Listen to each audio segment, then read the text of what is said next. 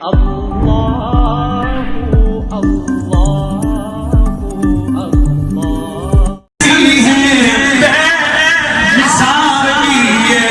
لیے پھر کہنا پڑتا ہے اللہ اللہ نبی کا گھرانہ اللہ اللہ ہے اللہ اللہ نبی کا گھرانہ یہ گھرانہ ہے اللہ اللہ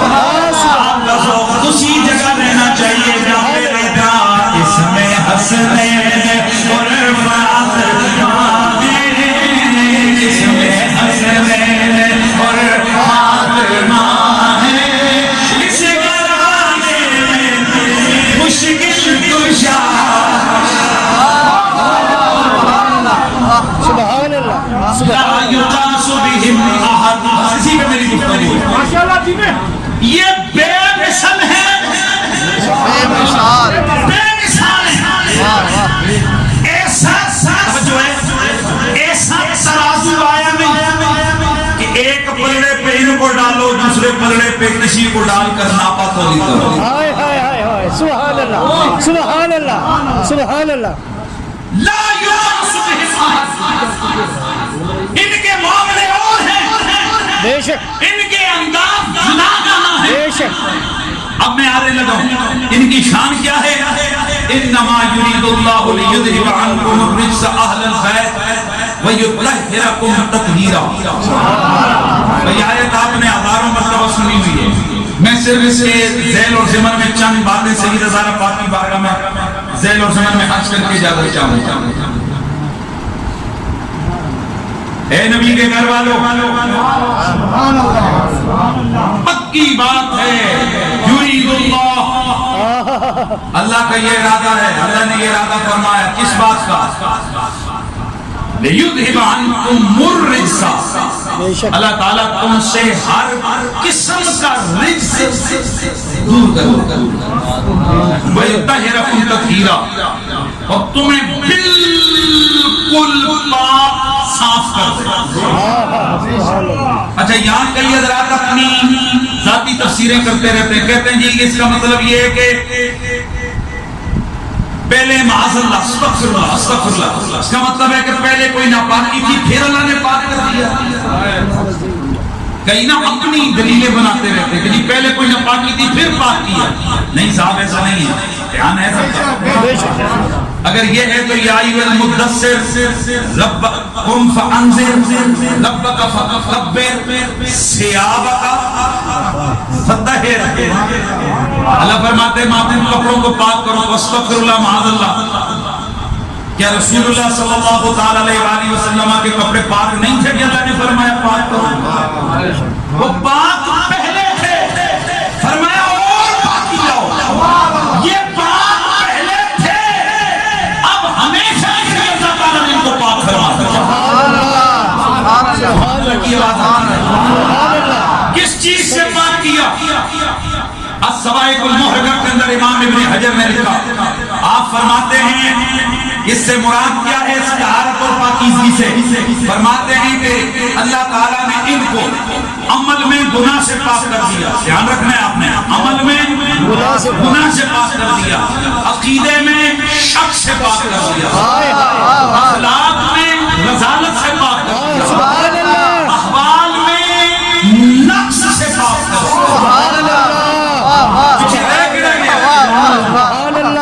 سمجھ نہیں آئی؟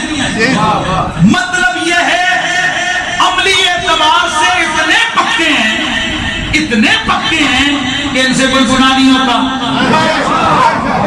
یاد رکھنا ہے سب، ان سے کوئی گناہ نہیں ہوتا، بولیے ان سے کوئی گناہ نہیں ہوتا۔ علماء نے لکھا ہے اللہ تبارک و تعالیٰ نے غوث الثقلین کو ایسی ایسی سیدی مرشدی غوث پاک کے غلام ہے غوث پاک کے، ہماری محفلیں اور ان میں ذکر غوث پاک کرنا ایسا نہیں ہو سکتا. سبحان اللہ سبحان اللہ. تو سیدنا و مرشدنا غوث الثقلین کی بارگاہ میں بڑے بڑے محدثین زمان نے لکھا اللہ تبارک و تعالیٰ نے گناہوں سے ان کی حفاظت فرمائی اور خود غوث پاک فرماتے ہیں اگر میری کبھی بچپن میں طبیعت کھیل کی طرف کرتی، دھیان ہے کھیل بچوں کے لیے مباح ہے لیکن وقت ضائع ہوتا ہے، فرماتے ہیں طبیعت کھیل کی طرف کرتی تو مجھے محسوس ہوتا کہ مجھے کوئی کہہ رہا ہے عبد القادر تم اس کے لیے تو نہیں بنائے گئے. سوچنا ہے آپ نے علی کا بیٹا ہے امام حسین، حسین کے بیٹے ہیں زین العابدین، زین العابدین کے بیٹے ہیں امام باقر، امام باقر کے بیٹے امام جعفر صادق ہیں. تو یہ آ گیا. اب دوسری طرف حضرت علی کے بیٹے امام حسن مصطفیٰ، امام حسن مصطفیٰ کے بیٹے امام حسن مصنع، حضرت امام حسن مصنع کے بیٹے سیدنا عبداللہ، آگے حضرت سیدنا عبداللہ کے بیٹے سیدنا موسیٰ، سیدنا موسیٰ کے بیٹے آگے چلتے چلتے 11ویں پشت پہ جا کے آتے ہیں حضرت عبد القادر. جی ہم ذرا غور کیجئے ان کا معاملہ اتنا کہ بچپن میں نگاہیں ہیں، بچپن میں حفاظت کی نظر ہے، فرشتے ساتھ کھڑے ہیں. یہ جو میں لفظ فرشتہ بول رہا ہوں نا، یہ مولا علی قاری فرماتے ہیں وہ جو کہنے والا کاشن دینے والا تھا نا وہ اور کوئی نہیں فرشتہ تھا. سبحان اللہ. کس کے لیے؟ سیدنا شیخ عبد القادر جیلانی کے لیے فرشتہ کا حفاظت کے لیے کھڑا ایسا ہے. اللہ اکبر اللہ اکبر. وہ جن کی آگے نسلوں میں اللہ نے حفاظت کے پیرے بٹھائے ہوئے ہیں جن پر خود رسول اللہ نے تطہیر کی چادر ڈال کے سبحان اللہ. حضرت ذرا میرا ایک جملہ ہماری آج کی بازی کے اندر خطیب یورپ و برطانیہ حضرت محترم خطیب اہل سنت مولانا اور وفادار مجاہد بروڑا شریف کا حضرت محترم مولانا محمد برکات چشتی صاحب وہ بھی تشریف فرما اور ظاہر حضور تصویر نشید حضور قبلہ سیدی میرے محبوب پیر. سچی بات ہے بہت میں محبت کرتا ہوں حضرت قبلہ سید شمس الدین شمس گیلانی. آپ تشریف فرما ہیں تو میں آپ کی توجہ چاہوں گا کیونکہ میں باتیں کرنے لگا ہوں اس کو ذرا غور سے سنیے گا. کہا جاتا ہے جی کہ اگر غیر نبی خطا نہ کرے اور معاذ اللہ نبیوں کے لیے تو خطائی تحدید ہوئی ہے تو اس کا مطلب ہے کہ امتی پھر نبی سے بڑھ گیا. یہ دلیل دی جاتی ہے نا. تو اس کا مطلب ہے کہ تم جب کہتے ہو کہ بیوی پاک سے کچھ بھی نہیں ہوا تو تم ان کو نبیوں کے برابر کرتے ہو. حضرت اگر جس وقت یہ باتیں کر رہے ہوتے ہیں اس وقت سوچا کریں ہم کیا کہہ رہے ہیں کہ یہ آپ کو پتہ نہیں ہے ہمارے سنت و جماعت کا عقیدہ ہے کہ فرشتے معصوم ہوتے ہیں. ہمیں دلیل پڑھنے لگنا بڑی سونی فرشتے بولتے جاؤ معصوم ہوتے ہیں. اچھا اب اگلا جملہ سننا. فرشتے بھائی بڑی بات کر رہا ہوں، میرا ایک اپنا طریقہ ہے کہ بندہ بات میں 2-3 ہی کرے لیکن ٹکا کے کرے تاکہ وہ کسی کی سمجھ میں تو آئے. فرشتے بولیے فرشتے معصوم الخطا ہیں، ایسے ہی ہے. اچھا اب ہمارے سنت و جماعت کا عقیدہ ہے جو مقربین فرشتے ہیں وہ نبیوں کے بعد ان کا درجہ ہے لیکن جو عامہ فرشتے ہیں عامہ فرشتے یعنی 4 مقرب فرشتوں کے علاوہ صحابہ اہل بیت باقی ان سے افضل ہے. یار کوئی بات تو سمجھو آپ. یعنی فرشتوں سے عام فرشتوں سے صحابہ افضل. بولو صحابہ تو معصوم نہیں ہیں. آپ بتاؤ پھر فرشتے معصوموں کے نیچے نہیں. آپ بات نہیں سمجھ آئی. یہ لوگوں نے قانون بنا دیا کہ اس کی وجہ سے نبیوں کی عصمت میں ہو اللہ کا بندہ غور کرو. بے شک اگر تمہارے یہ قانون اٹھے سیدھے ہم مانے تو کیا کرو گے؟ جبریل افضل فرشتہ ہے، میکائیل اسرائیل میکائیل اسرافیل افضل فرشتے ہیں لیکن باقی سارے فرشتے پیچھے نبی کے صحابہ.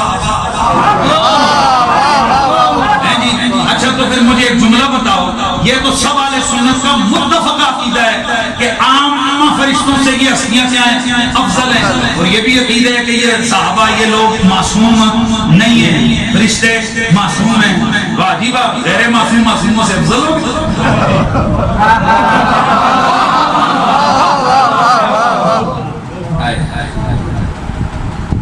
صدقے جاؤں دلیلیں بھی کیسی دی جاتی ہیں. بہرحال میرے دوستو توجہ سے سننا، میرا اللہ فرماتا ہے وَيُطَهِّرَكُمْ تَطْهِيرًا.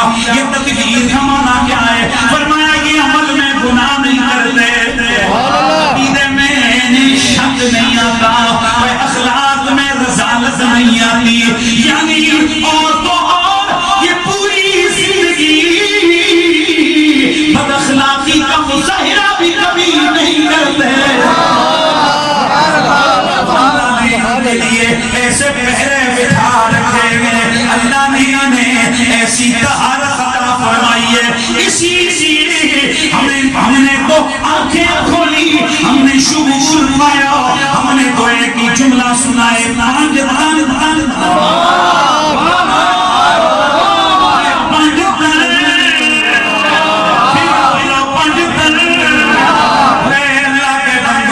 یہ پاک زبانوں پر پنجتن کی باقی ہی بیان ہوتی.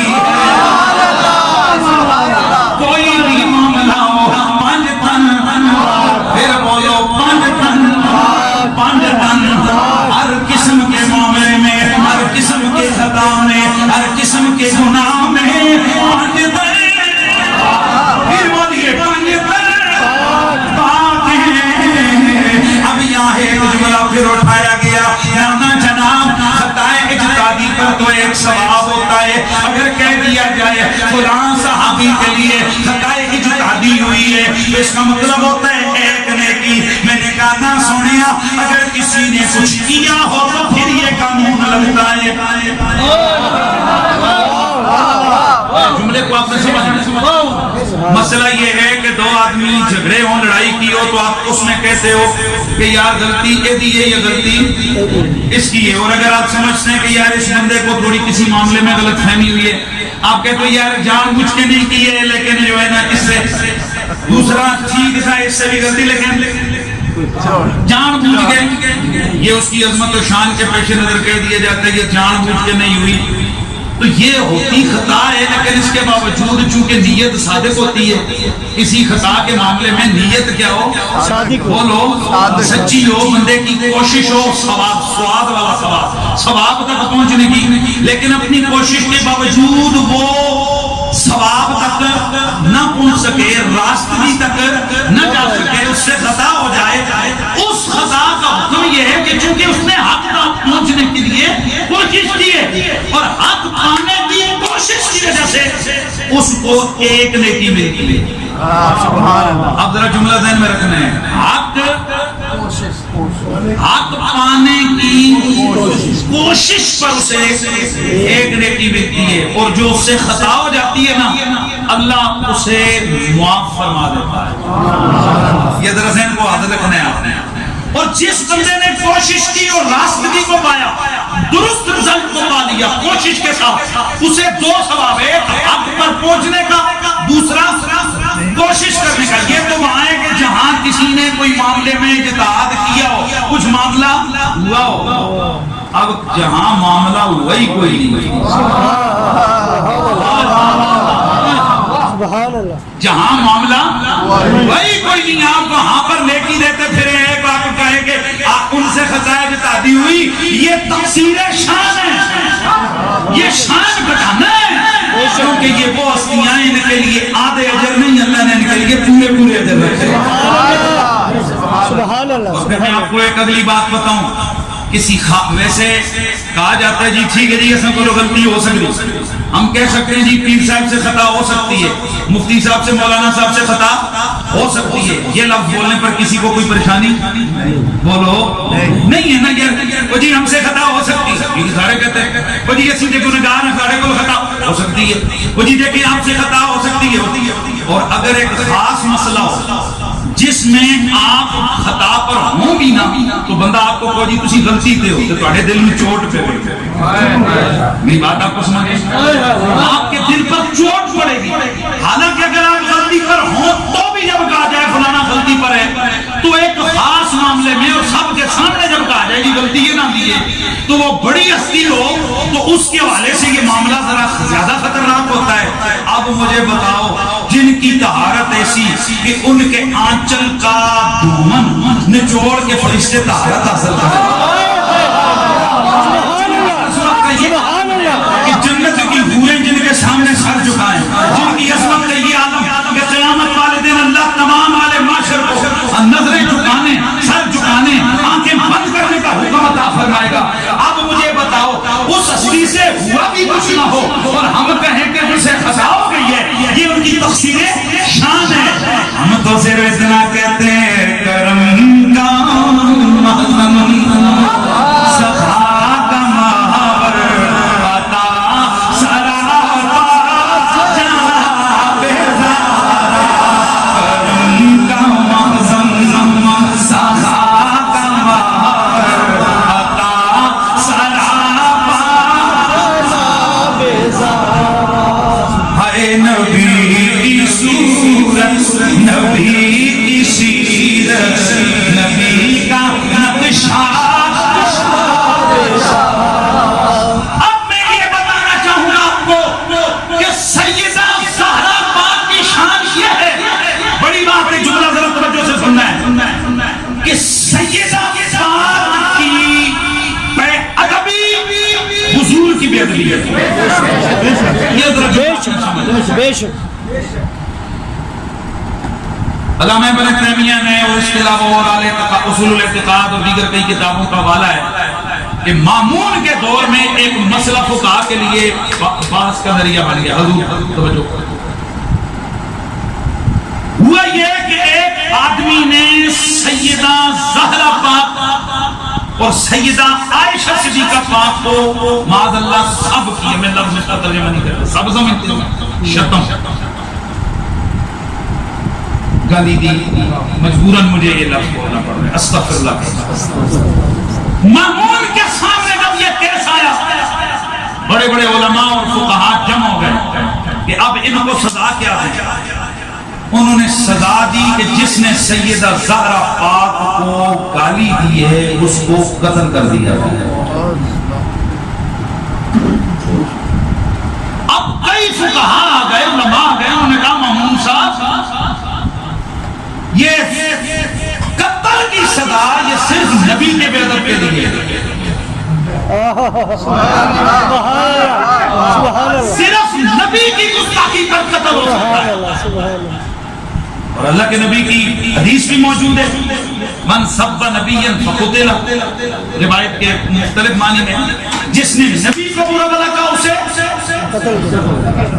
اور قانون موجود ہے ومن سب اصحابی فجلد, جس نے صحابی کو برا بھلا کہا اسے کوڑے لگیں گے. تو نبی کے گستاخ کو قتل کیا, چند منٹ ہے سر بول رہے ہیں, نبی کے گستاخ کو قتل کیا جائے گا.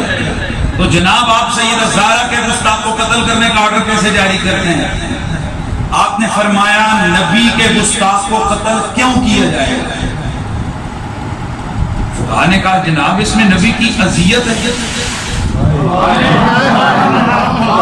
اس میں نبی کی اذیت ہے. ان الذین یؤذون اللہ ورسولہ لعنهم اللہ فی الدنیا والآخرہ. نبی کی بڑی بات کر رہے ہیں, نبی کی اذیت ہے.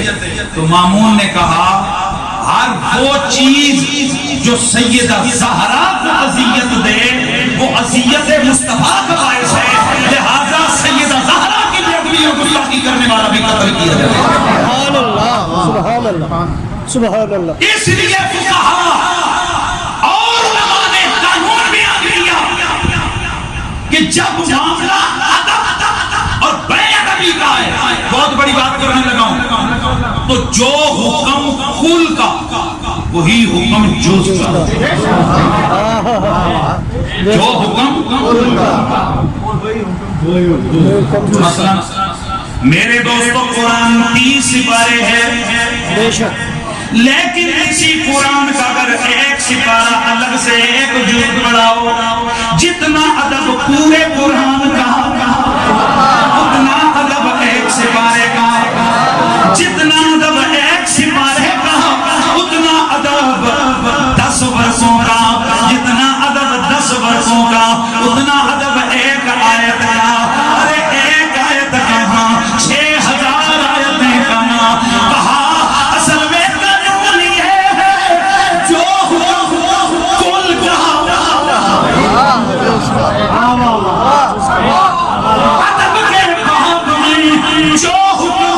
کل کا کل کا وہی حکم جز کا، اور بے ادبی کے معاملے میں بھی جو کل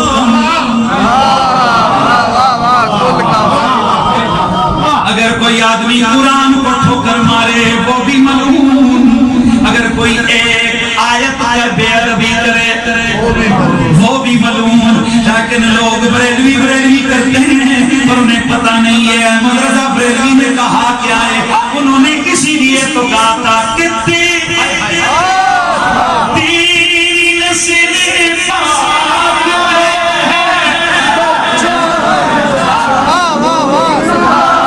نہیں، چار مسئلہ پہ احمد رضا بریلوی یاد ہے، جہاں وہ آل رسول کی بات کرتے وہاں یاد نہیں ہے۔ چار مسئلہ قوالی کا ہو، مسئلہ جناب بالوں کو رنگ کرنے کا ہو، یا مسئلہ انگوٹھیوں کے وزن کا ہو، یا مسئلہ دو چار اور ہو، وہ احمد رضا یاد ہے۔ جہاں احمد رضا کہتے ہیں تیری نسل پاک میں ہے،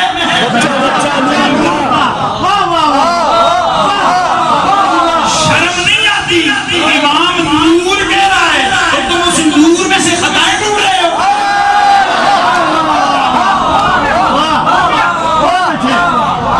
سمجھئے ذرا، اسی لیے تو انہوں نے کہا کہ پا رہا ہے صحف جہاں